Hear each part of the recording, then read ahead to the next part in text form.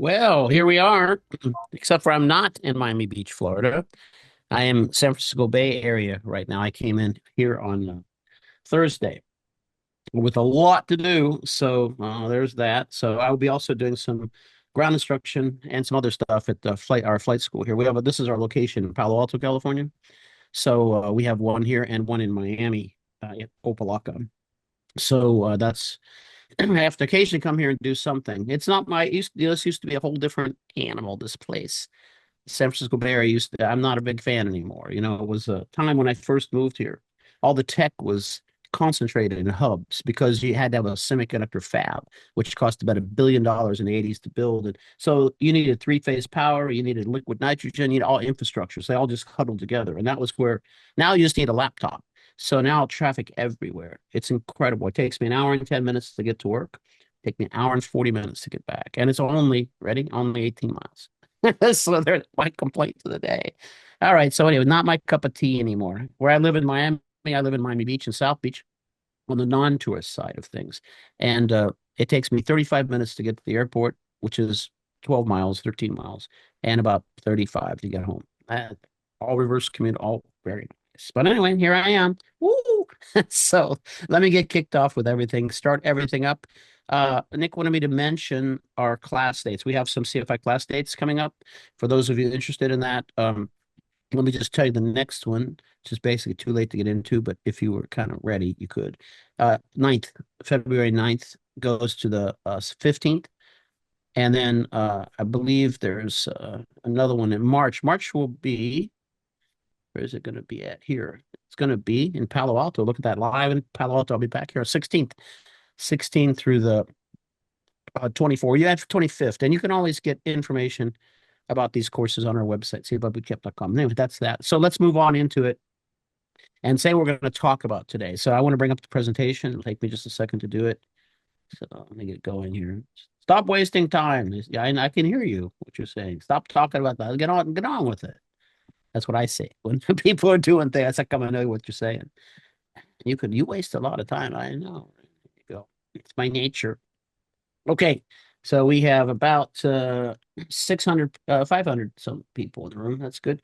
So we're going to be talking today about a little bit about aircraft systems. I have to make it a bit generic. It won't be 100% generic, but I have to because I don't know what you're going to fly, and a lot of these systems can be different. But there are commonalities that run, through the thread here. And in addition to that, I'm going to talk about stick forces, which is not something really people don't talk about. I don't know that we need to spend an enormous amount of time at that, but I think I can give you some insight into certain things. Why you would want to use an airplane to do something, or why it would be a really bad idea to do it just based on stick forces. So we can talk about that. So that's what we're going to do. And the format of this show is we're going to go until about 12:30, which is if for all of us, it's nine o'clock here, nine something. So at the bottom of the hour, and then I have someone who does some work for us, Rex, who's going to come on with us and talk about what he does for us and how you can partake in that. So for those of you in CFI training, for 5 minutes. So it's just going to be 5 minute break. And then after that, right back into it we go. And then we will go to the top of the hour. I'll close out the show. And then what I'll do is I'll reopen.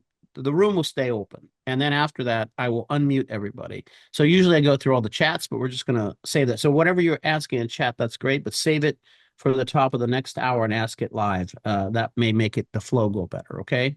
That would be the idea. Because some of you I know have a tighter schedule. And by the time we get through all the chats, it's like a half hour or something. Maybe we don't need to do that. So we're going to give that a go. All right. Well, without further ado, we're going to talk about aircraft systems today. And I've got a lot to say about this because I do have a technical background, so that for those of us who are like that, it makes this kind of stuff pretty easy. It doesn't make it complicated or hard. But for a lot of people who don't have a technical background, this is like mostly gibberish for a lot of people. I had a student who, if you believe it or not, right, who bought a Cessna Skymaster with a Riley rocket conversion, which meant it was pressurized and it had turbocharged engines on it. And so that's a push me, pull me, the deuce, they called it, the double deuce. Using this, anyway, this airplane, my miss, made by Cessna 337. This is a designator. And anyway, he bought it, and I taught him to fly this airplane as a private pilot. He didn't have a rating. So the very only rating I ever did in a twin for a private pilot was this guy. And I started, he was a contractor, like he developer, real estate developer. And so I have to teach him about pressurization. I have to teach him all about this stuff. And I started going through the pressurization system with him. And he rolled his eye. You could tell he was very easy to read. You could tell immediately when he liked or didn't like something. He's one of those guys. And so he gave me that look. Science, not science. Come on, science is I hate science. And I'm like, what am I going to do with this guy? I got to think about turbochargers, all this stuff. And so I sort of developed a way to do it with non-technical people that still, because the end result is, are they going to do something stupid in an airplane? Is the airplane going to do something stupid to them that they can't figure out what's going on? That's kind of ideas, and how do we fix all that and not let that happen, or mitigate or fix it, right? That's the idea. So we have to know enough about our airplane to be able to do that. And that's kind of what I'm on about here. So that's that. Now, if you're looking for a copy of this presentation, it's relatively short. It does have a couple links, or one link in it. It's going to be in the chat, okay? And as I talk, if we need to put something in that I communicate to you, it'll be in the chat, okay? That's the best way to get everything. So you can also, at the end, you can save the chat, 3 little dots in the top, and at the top of the chat box, it'll say save chat, okay? And then we'll go through the rest of it. All right, so let's get started here. So aircraft systems are an element to be tested for all the ratings, not all the rating, all the pilot ratings. So private, instrument, commercial, sport, recreational. And so it's an area that some things are pretty obvious. Like if I talk about the lighting system to you, I don't think any of you are going to struggle too much with that.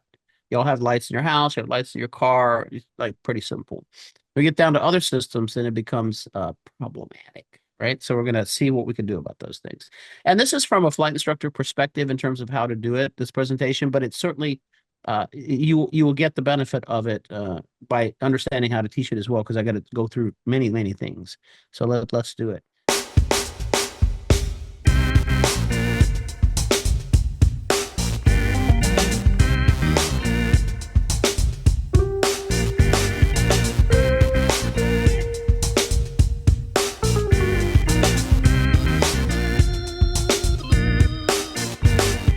From CFI Bootcamp in Miami Beach, Florida, this is the Power Hour.